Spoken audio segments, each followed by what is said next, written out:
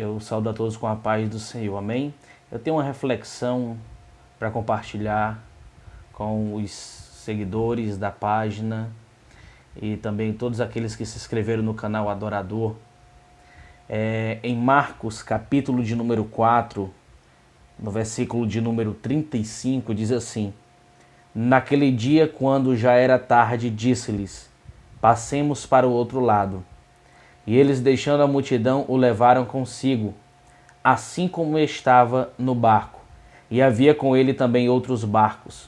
E se levantou uma grande tempestade de vento, e as ondas batiam dentro do barco, de modo que já se enchia.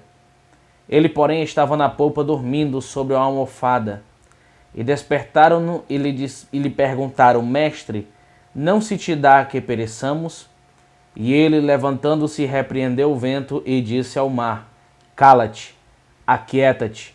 E cessou o vento, e fez-se grande bonança. Então lhes perguntou: Por que sois assim tímidos? Ainda não tendes fé?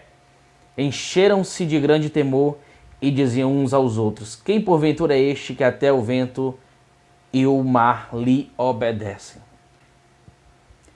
Aqui tem um grande ensinamento sobre fé. Porque a fé, a Bíblia diz que é a certeza daquilo que se espera. Ou seja, se é a certeza daquilo que eu espero, então alguém me prometeu. Porque eu só espero algo que me prometem. Então entenda que a fé, ela é alicerçada em alguma palavra que Deus deu. Aqui nesse texto a Bíblia diz que Jesus olha para os discípulos e diz assim: Nós vamos para o outro lado. Então os discípulos entram no barco e seguem em direção ao outro lado. No meio do percurso, Jesus dorme e a Bíblia diz que os ventos vêm com muita força, agitam o mar e a água começa a entrar dentro do barco. E os discípulos acordam Jesus. Quando Jesus acorda, Jesus repreende o vento e o mar. Jesus olha para os discípulos e também chama a atenção deles, dizendo: Vocês ainda não têm fé? Mas por que Jesus cobra deles fé? Porque eles estavam debaixo de uma palavra. E a palavra é: nós vamos chegar do outro lado.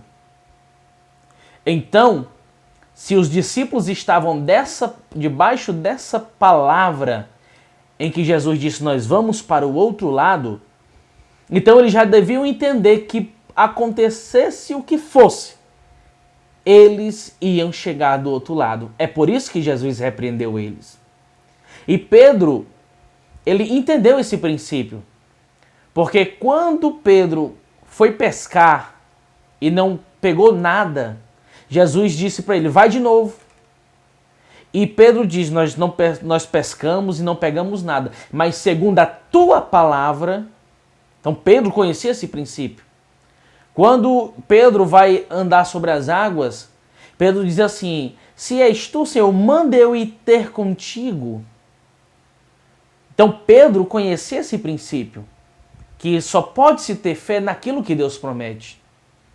Então Jesus repreende o vento, o mar, chama a atenção dos discípulos, que eles ainda não tinham entendido o princípio da fé, e eles ficam admirados, dizendo: quem é esse que até o vento e o mar lhe obedecem? Eu quero lhe dizer que a mesma palavra que está nesse texto, para a sua vida, aquilo que Jesus prometeu, ele vai cumprir. Entre a promessa e o cumprimento da promessa tem um processo. E nesse processo, muitas vezes, o diabo levanta tentação, o diabo levanta provações, o diabo tenta arquitetar de todas as formas para você desacreditar da palavra que Deus lhe deu. E se a palavra de Deus diz que o seu filho vai ser liberto, ele vai ser liberto. Se a palavra de Deus diz que você vai receber uma cura, você vai receber uma cura. Então entenda que você tem que acreditar na palavra. Eu sei que muitas vezes as circunstâncias nos levam a desacreditar um pouco da promessa. Mas entenda, assim como Jesus disse para os discípulos, nós vamos para o outro lado, e mesmo que venha ventania, venha tempestade, o mar venha com toda a sua fúria, você vai chegar do outro lado da margem. Se Jesus disse que você vai receber a vitória, então creia que você vai receber a vitória. Você tem que acreditar na palavra de Deus. Se você não acreditar na palavra de Deus, você não vai receber o seu milagre. E a palavra de Deus para você agora é: eu vou fazer o milagre na tua vida. Você vai chegar do outro lado da margem. Vai ter tempestade? Vai. Jesus não livrou os discípulos da tempestade. Jesus foi com eles na tempestade. Jesus não livrou Sadraque, Mesaque e Abednego da fornalha. Não. Deus estava lá dentro da fornalha. Deus não livrou Daniel da cova, mas quando Daniel entrou na cova dos leões, já tinha um anjo preparado para prender os leões e não deixar os leões devorarem Daniel. Então entenda, o meu Deus e o seu Deus, ele diz para você, você vai chegar do outro lado. Mas para se cumprir, você tem que acreditar. A Bíblia diz que até comer sem fé é pecado. Então a Bíblia diz que aquele que se aproxima de Deus tem que crer que ele existe e recompensa aquele que o busca. Então tenha fé. Tenha ousadia, diga para esse seu problema que ele vai ter que cair por terra. Desafio sobrenatural do inimigo. Desafio o inimigo, diga que a vitória é sua. Diga quando o diabo dizer que não tem mais jeito, você declara na sua casa: essa casa é a herança do Senhor. Olhe para os seus filhos, ainda que estejam na droga, e diga: você vai ser um homem de Deus. Eu vou ver você na igreja. Sabe por quê? A Bíblia diz que a morte e a vida está no poder da língua. Quando você murmura, você está matando a sua vida. Você está matando a sua família, você está matando a sua casa. Quando você declara palavras de vitória, você está atraindo o poder de Deus para dentro do teu barco. Então creia. Um detalhe interessante é que a Bíblia diz que Jesus dormia. Entenda que o barco daquela época não é o mesmo barco de hoje. Eram barcos mais simples, menores.